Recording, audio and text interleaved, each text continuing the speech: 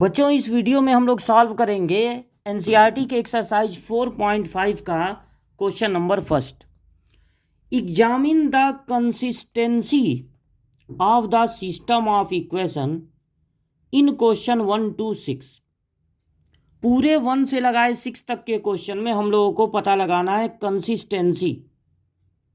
देखिए, जो दो लाइनें हैं या तो वो इंटरसेक्ट करती हैं या तो कोइंसिडेंट होती हैं, मतलब एक के ऊपर दूसरी लाइन, और या तो दो लाइनें पैरेलल होती हैं।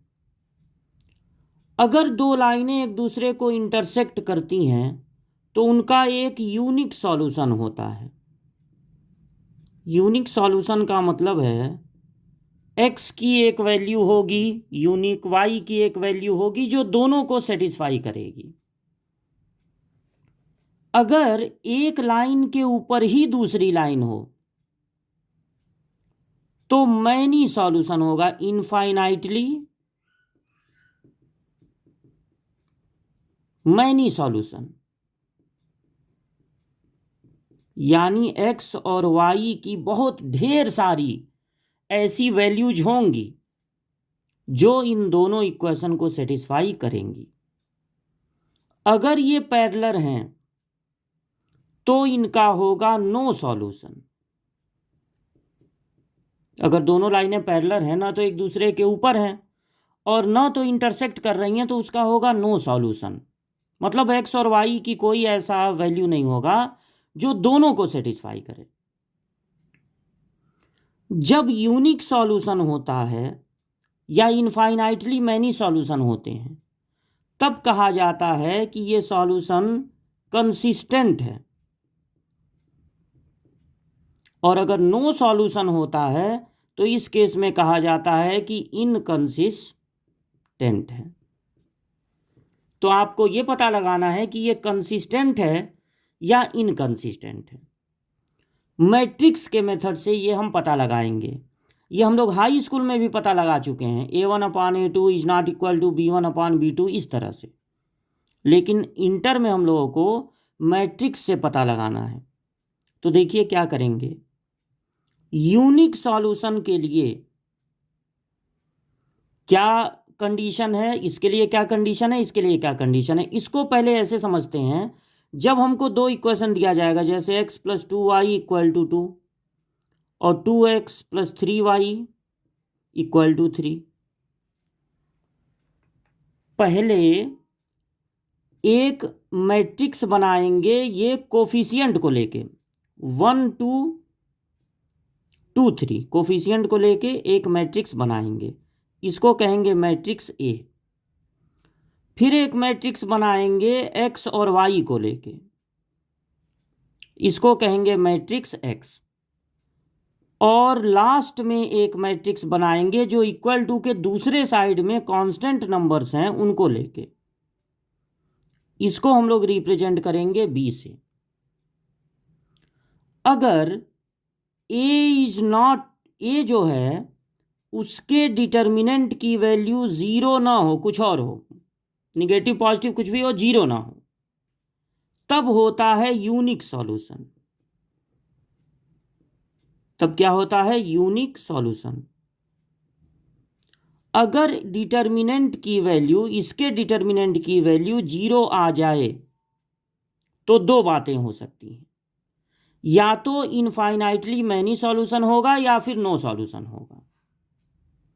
तो जब डिटर्मिनेंट की वैल्यू 0 आ जाए तो हम क्या करेंगे, तब हम एडजॉइंट ए और इस b का मल्टीप्लाई करेंगे।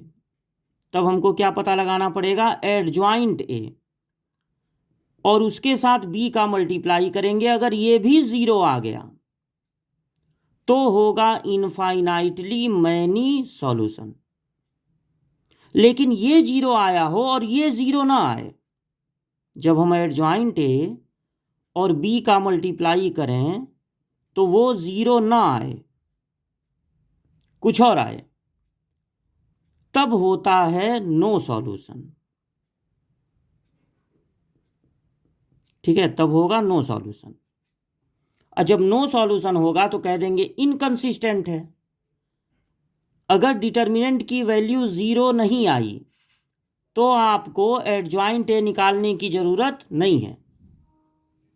अगर डिटर्मिनेंट की वैल्यू 0 आ गई तब आपको, अब ये जो क्वेश्चन दिया गया है उसमें हम लोग क्या करेंगे, सिर्फ ये जो ए है पहले उसका, ए जो है पहले उसके डिटर्मिनेंट की वैल्यू फाइंड करेंगे, यानी 1 2 2 3 से एक डिटर्मिनेंट बना लेंगे।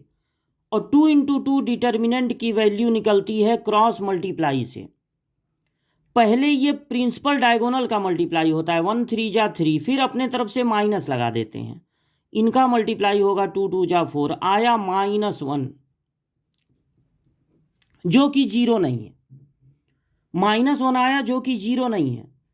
इसका मतलब है कि हमको एडजॉइंट फाइंड करने की जरूरत नहीं है। एडजॉइंट तो हम तब फाइंड करेंगे जब इसकी वैल्यू 0 आ जाए, क्योंकि इसकी वैल्यू 0 ना आने पर ये कंसिस्टेंट होगा, इट इज कंसिस्टेंट। अगर इसकी वैल्यू 0 आ जाती तो कंसिस्टेंट भी हो सकता था और नहीं भी हो सकता था, तब एडजॉइंट ए फाइंड करते, उसमें बी का मल्टीप्लाई करते। लेकिन अगर ए के डिटर्मिनेंट, ये जो ए बना है कोफिशिएंट से, एक्स और वाई के कोफिशिएंट से जो मैट्रिक्स बना है, अगर उसके डिटर्मिनेंट की वैल्यू 0 नहीं है तो हमको एडजॉइंट फाइंड करने की ज़रूरत नहीं है। हम यहीं पर कह देंगे कि ये कंसिस्टेंट है, क्योंकि इसका यूनिक सॉल्यूशन होगा। तो ये आपका पूरा सॉल्यूशन है क्वेश्चन नंबर 1 का। ये तो आपको फार्मूला बता दिए यहाँ तक, ये भी एक फार्मूला ही बताए हैं।